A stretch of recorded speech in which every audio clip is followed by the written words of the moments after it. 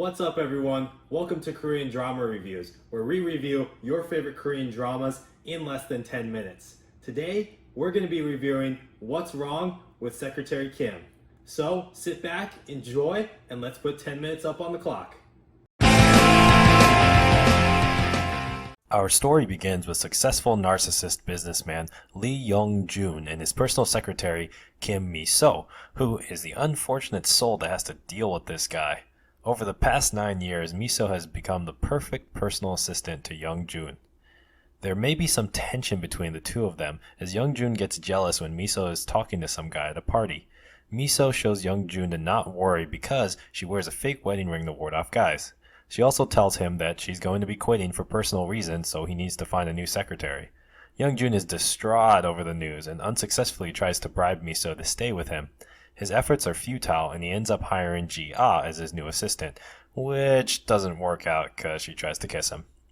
Miso tells Young-jun that the reason why she is leaving is that she hasn't had time to date with this busy job and wants to get married. Young-jun tells her that he will marry her if she stays, and she rejects the proposal. Young-jun is confused by the rejection, as he never usually gets rejected. Miso also thinks about the proposal and decides that she wants to marry a normal man and have a normal family. He asks his friend Yu Shik for advice, which tells them that he can't just ask somebody to marry them out of the blue and needs to get to know her first and date her. That night at a company party, he tries to ask her out, but she rejects him because, frankly, he's a selfish jerk. Young tries to be more romantic and rents out an amusement park for the two of them, saying that it is a farewell gift to her. After some rides in a private fireworks display, Young-jun leans in for a kiss, and nope. Miso goes out on a blind date with this awkward dude, which ends up being a total train wreck. Young-jun finds out about the blind date and freaks out about it. Young-jun and Miso are touring a library when the lights suddenly go out. They share a sweet moment between each other. Meanwhile, Young-jun's brother, Sung-yeon, returns home after living abroad, and there's definitely some tension between the two because of some incident that apparently happened in the past. They end up getting in a fight, and Young-jun leaves to find Miso, who takes care of his busted up lip. She accidentally falls on him, and he says to her that from now on, he's going to be madly in love with her. Then they both get up, and he says that he kind of just read that in a book. The next day, Miso gets a paper cut, and to her surprise, Young-jun rushes to her. Miso realizes that Sun-yeon is actually an author that goes by the name of Morpheus, and she is a huge fan of his. He takes her to lunch, and she finds out that he's very different from his brother. For one, he notices her nose sniffling. He removes the flowers to Miso's surprise, since every time she sniffles with Young-jun, he incorrectly assumes she is cold and not allergic. He also doesn't send back food when he finds a stone in it, saying that it's just an honest mistake. Young-jun runs into Miso and his brother and gets jealous and mad at her. He later says he's sorry, and they almost make up and kiss, but he has a flashback, freaks out, and then pushes her away. Miso decides to take the next day off, and Young-jun tries apologizing to her. When she doesn't respond to his text, he decides to go see her. She agrees to hang out on the condition that they do whatever she wants, and they end up going on a public bus tour and a cheap restaurant. We get a little history about Miso, Young-jun, and Sung-yeon. Apparently, they all suffer from nightmares about kidnappings when they were children, but they can't remember a lot of details about it. Both Young-jun and Sung-yeon remember being locked up as a child with Miso. Miso now starts thinking that it was Sung-yeon she was with. Sung-yeon thinks this makes them destined for each other. Young-jun finds the two of them again together and gets in a fight with his brother, telling him not to see Miso anymore. Miso retorts, saying that she will continue to see him whether he likes it or not. At the opening ceremony for the art center, Sung-yeon says in his speech that he's found the love of his life and he will risk everything to protect her. This obviously upsets Young-jun, and he leaves.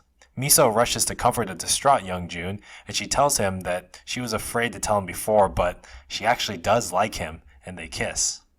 Miso and Young-jun are finally official. However, the next day at work, things get a little weird as their relationship now gets in the way of their work roles as secretary and boss. The co-workers also notice what's going on, and this leads to Miso and Young-jun getting in a fight over work and relationship boundaries. Young-jun makes it up to her by getting her some food. Miso decides to meet with Sung-yeon and tell him that they can't be in a relationship. He obviously gets upset, and then they part ways. Miso now starts thinking that the boy that was with her as a child was Young-jun and not Sung-yuan. Miso doesn't really understand why the whole family of her boss is lying about his real identity. Young-jun meets up with Miso's sister and realizes that they don't really like him and they find him to be a rich snob. He decides to try to win them over by rolling up in overalls and rubber boots, ready to get dirty and dig for some clams. We see a flashback of Miso's kidnapping.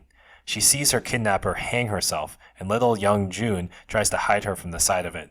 Miso passes out from the flashback.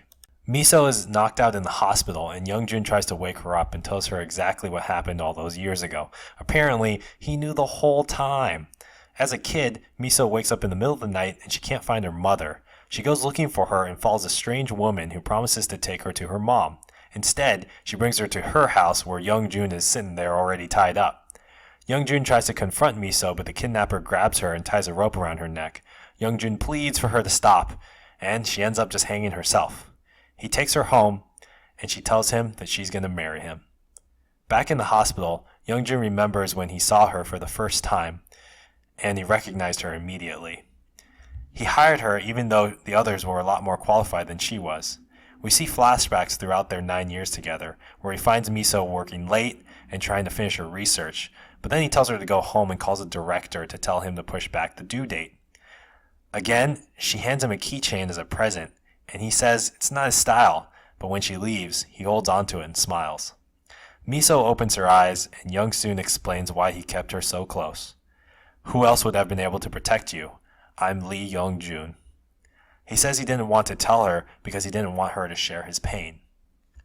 Young-jun is worried that Miso will now have traumatic nightmares like he does now that she knows the truth. He persuades her to move in with him so he can take care of her when she sleeps. Sung-yeon remembers the truth as well, that he felt so bad that Young-jun got kidnapped that he swapped roles out of extreme guilt with Young-jun, and in his mind he actually thought he was the one that got kidnapped. He became violent from lack of emotional support, and since Sung-yeon needed the extra support, Young-jun faked a memory loss to allow for his older brother to be the victim in the case and be cared for. Miso meets up with Young-jun and tells him that she's decided to not leave the company, and instead that she wants to be Young-jun's secretary. Young-jun then asks Miso to marry him. They get married, and they live happily ever after. Let's crunch the numbers. What's Wrong with Secretary Kim was a 16-episode series totaling a watch time of 16 hours. To do this review in under 10 minutes, that means each episode had to be reviewed in 37.5 seconds on average. Did you like our review? Let us know in the comments below, and be sure to hit that like and subscribe button. We look forward to seeing you on our next video.